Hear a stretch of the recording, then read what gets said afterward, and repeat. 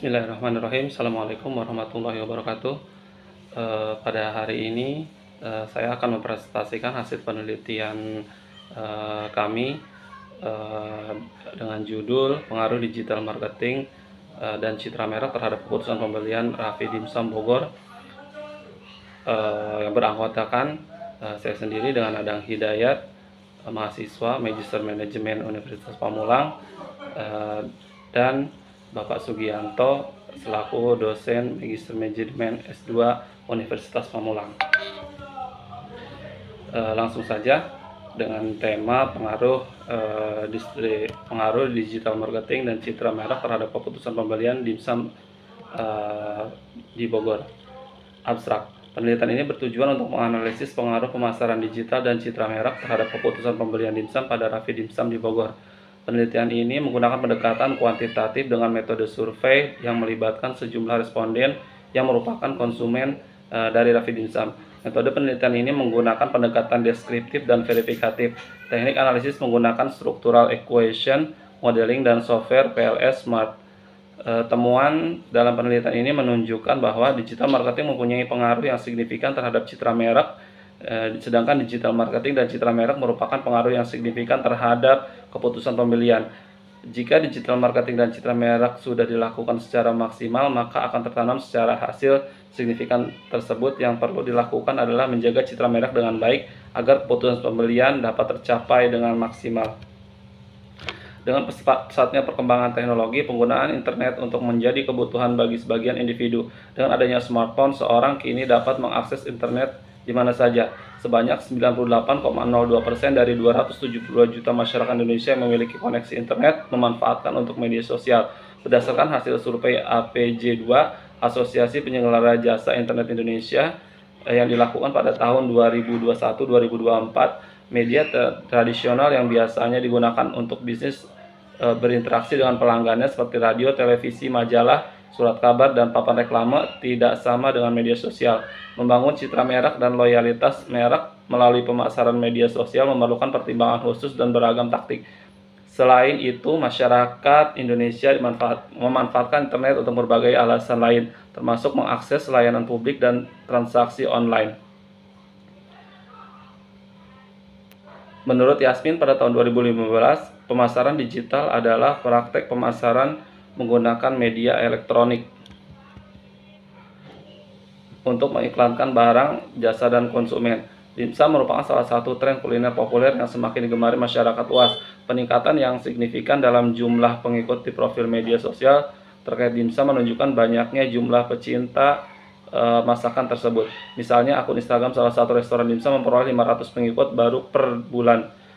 Salah satu masakan yang populer di antara segmen budaya Indonesia adalah dimsum. Setelah melakukan prasurvei di salah satu gerai dimsum yang terletak di supermarket Luas Kartasura di Kota Bogor, hasil yang diperoleh menunjukkan bahwa dimsum menduduki peringkat pertama sebagai makanan yang paling banyak diminati berdasarkan merek atau citra merek oleh pengunjung, yaitu sebanyak 40% dari total 30 responden pengunjung Luas Kartasura. Adapun kriteria makanan terpopuler berdasarkan kualitas, harga, dan rasa oleh pengunjung. Dimsum menduduki peringkat kedua sebanyak 20,20% dari total 30 responden pengunjung Luas Kartasura. Minuman teh tongji menduduki peringkat pertama, sedangkan selebihnya adalah minuman dengan merek lain yang ada dalam masyarakat. Berikutnya yaitu data-data yang di atas menunjukkan bahwa tingkat penjualan dimsum makin tidak menentu dan belum mencapai target penjualan yang telah ditentukan. Untuk meningkatkan citra merek dan mempengaruhi pilihan pembelian yang diinginkan, sangat penting bagi pemasar untuk penjual untuk meningkatkan strategi promosi atau periklanan menggunakan pemasaran digital.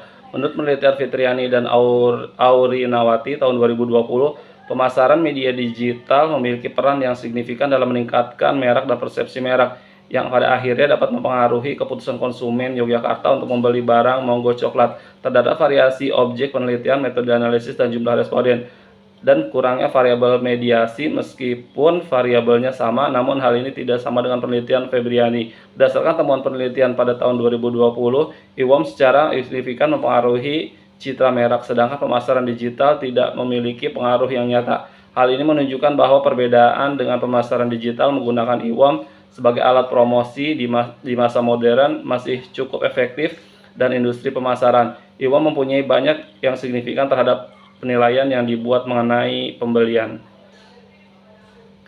Penelitian ini berbeda dari penelitian lainnya karena penelitian ini menggunakan dua variabel independen, citra merek dan keputusan pembelian, dan tidak menyertakan faktor mediasi apapun. Itu juga menggunakan metadata analitik yang berbeda. Selain itu, penelitian Kinanti dan Imran pada tahun 2021 menunjukkan bahwa pemasaran internet berdampak signifikan terhadap persepsi konsumen terhadap merek.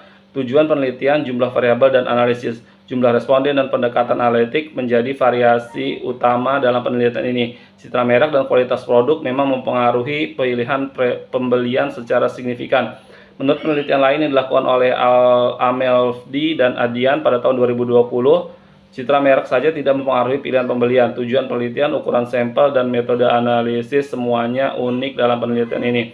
Penelitian ini bertujuan untuk mengumpulkan informasi mengenai peran pemasaran digital dan citra merek terhadap peningkatan citra merek dan dampaknya terhadap pilihan pembelian item dimsum di Kota Bogor melalui studi kasus. Sesuai dengan uraian di atas, metode penelitian yang digunakan adalah deskriptif dan verifikatif. Untuk mendapatkan data tersebut, 154 orang yang peminat toko dimsum disurvei antara Mei hingga Juni menggunakan Google Form. Pertama, pemasaran digital, kedua, merek, ketiga, citra merek, dan keempat, keputusan pembelian menjadi faktor pembentuk penelitian ini.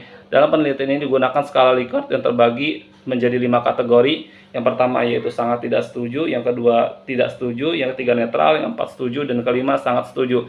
Skala berkisar antara 1 sampai 5. Structural Equation Modeling atau SEM pada Smart PLS versi 339 merupakan alat analisis yang digunakan dalam penelitian ini. Kajian literatur. Banyak penelitian berfokus pada studi literatur yang berkaitan dengan dampak pemasaran digital dan citra merek terhadap pilihan pembelian. Merek dan citra dapat ditingkatkan melalui pemasaran digital yang dapat mempengaruhi pilihan pembelian produk. Dikutip dari Fitriani dan Aurinawati pada tahun 2020. Temuan dari penelitian ini menyoroti nilai taktik pemasar digital dalam membangun dan meningkatkan persepsi merek yang pada gilirannya memotivasi pelanggan untuk membeli. Relatifnya, pada penelitian Febrianti tahun 2020 menemukan bahwa IWOM memiliki dampak yang lebih kuat terhadap citra merek dibandingkan pemasaran digital, yang berarti IWOM tidak efektif. Hasil menunjukkan bahwa evaluasi dan saran pelanggan yang diposting secara online memiliki dampak besar dalam membangun persepsi positif terhadap suatu bisnis dibanding iklan digital. Studi tambahan oleh Kinanti dan Imran pada tahun 2021 menguatkan hasil Fitriana dan Aurinawati dengan menunjukkan dampak besar pemasaran digital terhadap persepsi merek.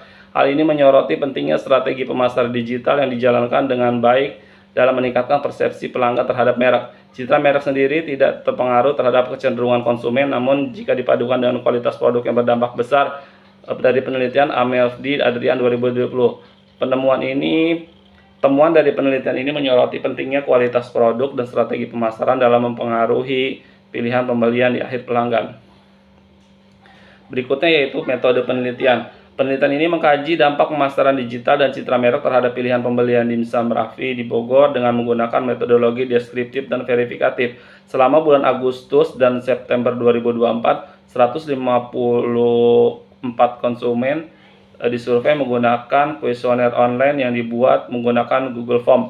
Pemasaran digital, citra merek, dan keputusan pembelian merupakan variabel penelitian yang diukur oleh responden dengan menggunakan skala Likert 1 sampai 5. Untuk menguji korelasi antara faktor tersebut, data dianalisis menggunakan metode Structural Equation Modeling atau SEM di Smart PLS versi 339 sebagai perangkat lunak pengolahan data.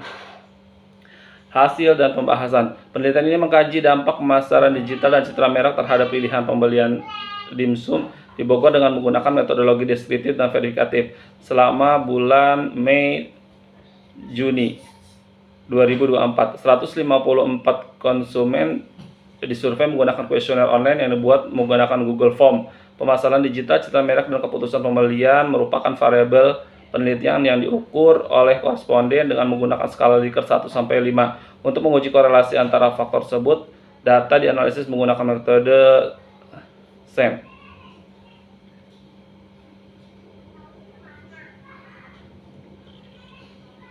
Berikutnya yaitu hasil dan pembahasan. Demografi.